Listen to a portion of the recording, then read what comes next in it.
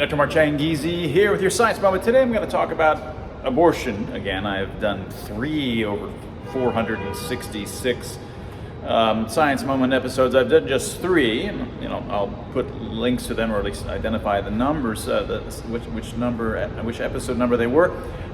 There's another way to go about pushing back on the notion that life begins at conception, and I of course I argue against the pro-abortion side, the extreme pro-abortion side, which is, it's totally okay to abort a fetus when it's 8.5 months. That's equally absurd. I don't have much of an audience on the pro-abortion side, so it's a little bit more apt for me to talk about the extreme pro-life side. And the extreme pro-life side being that life begins at conception, and so abortion should be illegal throughout the entirety of the pregnancy.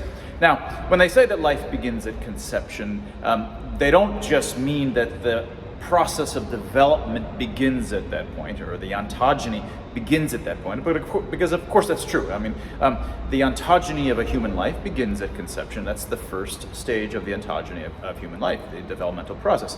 It's a human DNA there. It's a human cell, the zygote, and it's certainly not hippopotamuses.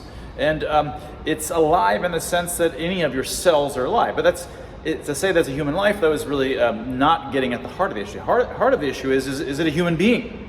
Yeah. Is it a person? Does it have the kinds of rights and protections that an actual human being or a person would have? And so saying that's a human life is highly ambiguous. All of these skin cells that you see on me are human in the sense of DNA, and they're alive, they're living, they're not dead. Right? So the real issue is when they say life begins at conception, they mean a human being, a person with all the protections that it affords begins once there's a zygote there. Now, I've talked about this before in sorority's paradox and sort of vagueness and a lot of these kinds of fallacies that make people want to say this. But another way to say it, a slightly different angle, is just to point out that any construction process of anything at all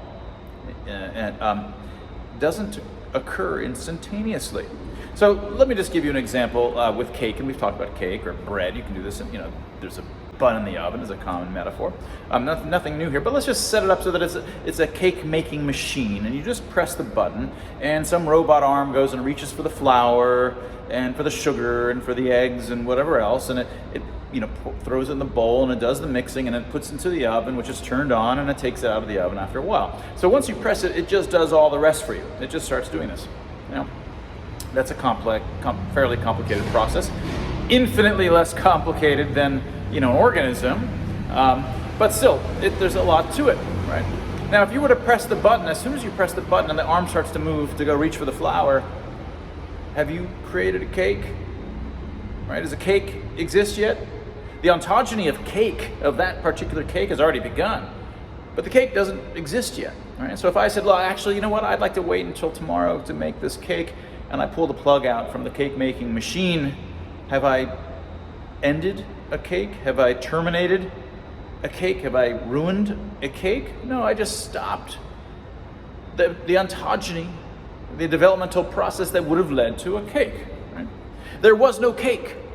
All complicated things are built, and they're not existing. They don't yet exist merely because the process of its development has just begun. Same for whether it's building a building or this motorcycle or anything. And especially so for extremely complex things like organisms.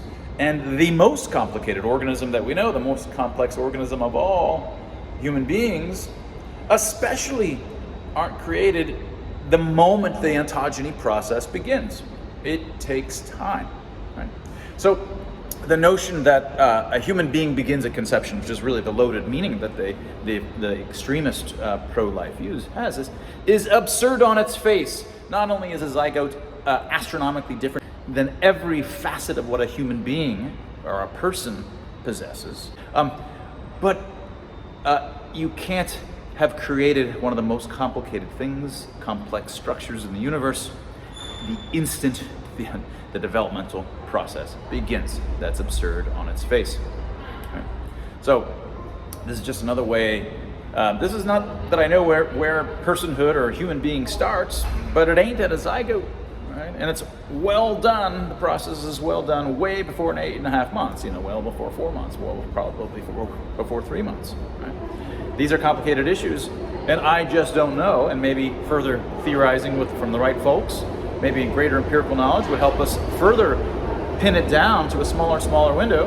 I don't have an idea as to how to do that. All concepts in the universe outside of mathematics have necessary gray regions, and this will forever have gray borderline cases as well, and you just have to deal with that.